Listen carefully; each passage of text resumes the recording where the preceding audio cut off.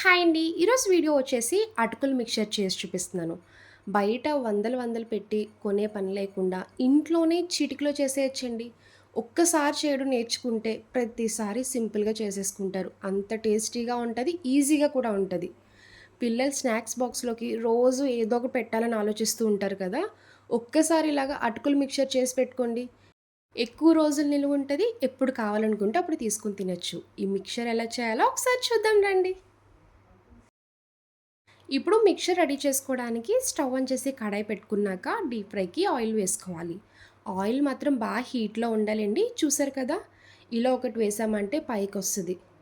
ఇప్పుడు stove medium ఫ్లేమ్లో పెట్టండి. హీట్ అయ్యాక స్టవ్ మీడియం ఫ్లేమ్లో పెట్టుకొని కొంచెం కొంచెం వేసుకోవాలి. ఇలాంటి ఒక స్టెయినర్ తీసుకొని అటుకులు కొన్ని వేస్తే చూడండి పైకి ఎలా వచ్చేసాయో. ఇలా కొన్ని కొన్ని వేసుకుంటూ ఫ్రై చేసి బౌల్లోకి వేసుకోండి. ఇలాంటి స్ట్రెయినర్ ఉంటే ఈజీగా ఉంటుందండి. లేదు అంటే నార్మల్గా వేసైనా తీసుకోవచ్చు. ఇలా ఫ్రై చేసుకున్న అటుకులు మొత్తం ఒక బౌల్లోకి వేసుకోండి. ఒకేసారి కాకుండా కొన్ని కొన్ని వేసుకుంటే ఈజీగా ఉంటుంది. అటుకులు ఫ్రై చేసుకున్నాక ఇప్పుడు కార్న్‌ఫ్లేక్స్ ఫ్రై చేయండి. ఏ కప్‌తో అటుకులు తీసుకున్నారో అదే కప్‌తో కార్న్‌ఫ్లేక్స్ తీసుకోవాలి. 2 ఈక్వల్‌గా తీసుకోండి. స్టవ్ మాత్రం మీడియం ఫ్లేమ్‌లో పెట్టుకొని ఫ్రై చేయాలి. చూసారు కదా, ఇలా ఫ్రై చేసిన వెంటనే డబుల్ క్వాంటిటీలో వచ్చేస్తది. ఫ్రై చేసినవన్నీ అటుకుల్లో వేసుకోండి. కార్న్‌ఫ్లేక్స్ కూడా ఒకేసారి కాకుండా కొన్ని కొన్ని వేసుకుంటూ ఫ్రై చేసుకోవాలి. అప్పుడే కంప్లీట్‌గా బాగా ఫ్రై అవుతాయి.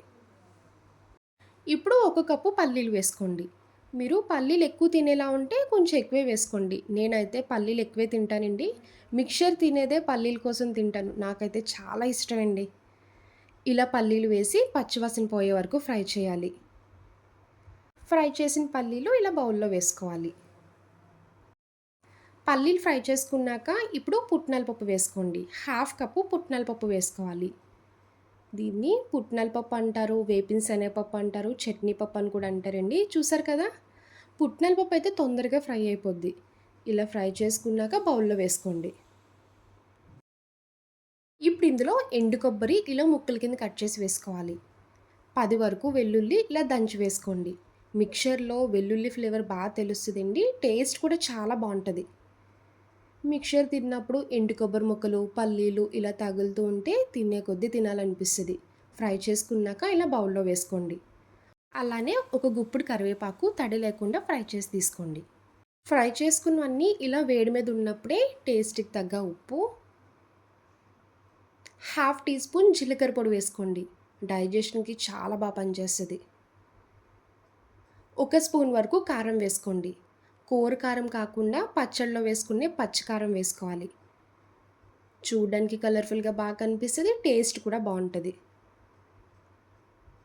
ఇప్పుడు మొత్తం కలిసేలా కలపండి. ఇలా వేడి మీద ఉన్నప్పుడు కలిపితేనే పడతది. ఉప్పు, కారం, జీలకర్ర పొడి మొత్తం మిక్స్ చేయండి. మీరు బౌల్‌లో వేసుకున్నప్పుడు ముందు ఒకసారి టిష్యూ వేసుకోండి. ఎక్సెస్ ఆయిల్ ఏమన్నా ఉన్నా కూడా అబ్జార్బ్ చేసుకుంటది. కింద నుంచి పైకి అటుకులు, కార్న్‌ఫ్లేక్స్ మొత్తం కలిసేలా కలపాలి. ఇలా బౌల్ పెట్టుకొని కింద నుంచి పైకి మిక్స్ చేస్తూ ఉంటే బాగా కలుస్తది. చూడండి వీడియోలో చూపిస్తున్నట్టు. మిక్చర్ చూసారు కదండీ! చాలా సింపుల్‌గా రెడీ అయిపోయింది. టేస్ట్ కూడా చాలా బావుంటదండి. పిల్లలైనా, పెద్దవాళ్ళైనా ఇష్టంగా తింటారు. ఇలా సింపుల్‌గా అటుకుల మిక్చర్‌ని రెడీ చేసుకోవచ్చు. పిల్లల స్నాక్స్ బాక్స్‌లోకి కూడా సింపుల్‌గా చేసి పెట్టేయండి. చాలా బావుంటది. డబ్బాలో వేసుకొని స్టోర్ చేసుకుంటే ఎక్కువ రోజులు నిలువుంటది. మిక్చర్ ఎప్పుడు ఇలా సౌండ్ రావాలండి డబ్బాలో వేసాక. చూసారు కదా, అప్పుడే టేస్ట్ బావున్నట్టు. క్రిస్పీగా, క్రంచీగా చాలా బావుంటది. చూసారు కదా అటుకుల మిక్చర్. నా వీడియో మీకు నచ్చితే లైక్ చేసి షేర్ చేయండి. ఫస్ట్ టైం చూసేవాళ్ళు ఎవరైనా అయితే ప్లీజ్ అండి ఛానల్ సబ్స్క్రైబ్ చేయండి. బాయ్ అండి.